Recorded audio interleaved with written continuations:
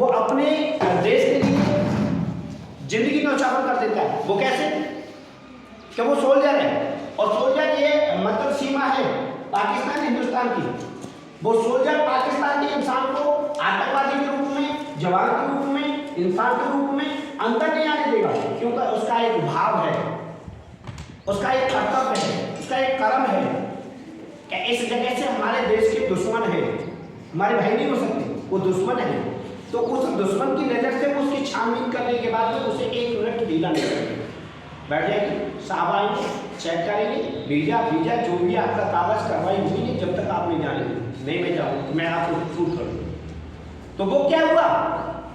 अपनों के लिए जान न्यौछावर कर देता है वो जवान, सोल्जर होता है कि नहीं होता है? तो इस प्रकार से वो सोल्जर अपनी ड्यूटी पर तैनात रहता है, अपने कर्म के अनुसार, अपने धर्म के अनुसार, अपने फर्ज के अनुसार, अपने देश के लिए न्यौछावर होना चालू रहता है, तैयार रहता है, तैनात रहता है। मगर अपने बेटी बेटाओं को इसी प्रकार से देखता है कि जैसे मैं अपने बेटी बेटा से लगाव रखता हूँ, ऐसे देश की जनता से लगाव रखता हूँ। वो अपनों को बचाना चाहता है, अपनों को बढ़ाना चाहता है, चाहे हमारे को कुछ भी हो जाए। उसी के बाद में एक और रूप आता है, गुरु। उसे कहते हैं गुरु, टीचर।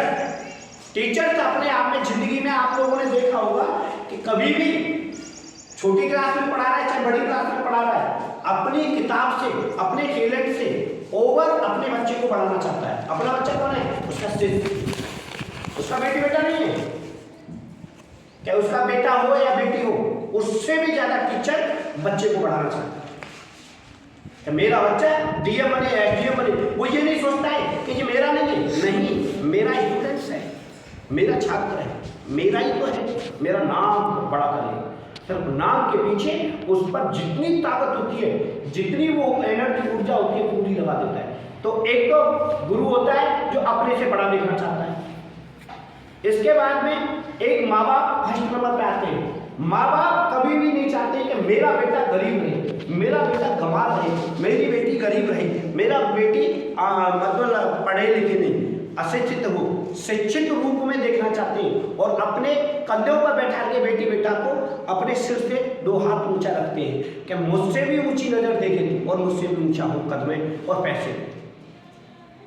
तो ये 3 रूप आपके ऐसे हैं जो जीवन में आपका साथ नहीं छोड़ते हैं, ये अपने कर्तव्य और तात्पर रहते हैं। इसी प्रकार आपका एक मित्र मिल जाए सच्चा, ईमानदार, वो औषधि के समान होता है। जैसे कृष्ण भगवान के मित्र कौन थे? सुदामा जी। और सुदामा जी के मित्र कौन थे? कृष्ण भगवान।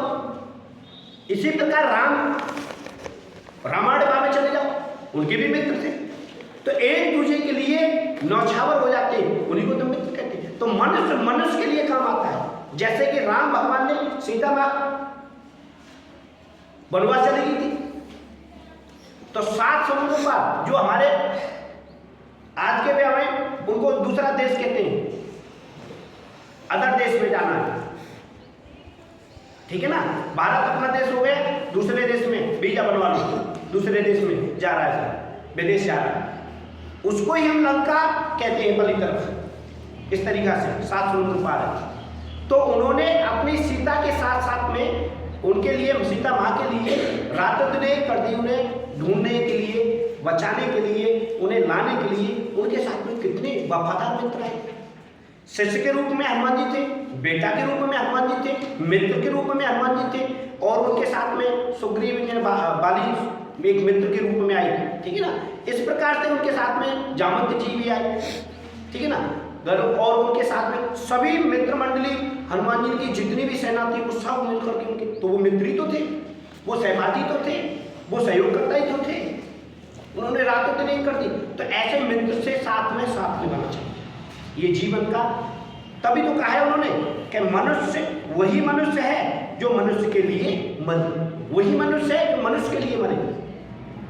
माँ बापों की बात आ गई, गुरुओं की आ गई, जवान की आ गई, भगवान की आ गई, इंसानियत की आ गई। तो इस रूप में ही तो आपको बताया मनुष्य के लिए मरता है, हकीकत का मनुष्य होगा। तो मैं इतना बोलूँ उतना कम है इस पर।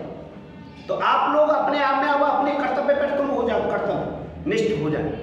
कि अपने माँ बाप के लिए, अपनों के लिए रातों दिन कटो कामयाब बनना चाहिए, सक्सेसफुल होना चाहिए, सरकारी हो चाहे प्राइवेट, आप लोगों को सक्सेस के आज का दौर ऐसे का है। थैंक यू बेटा।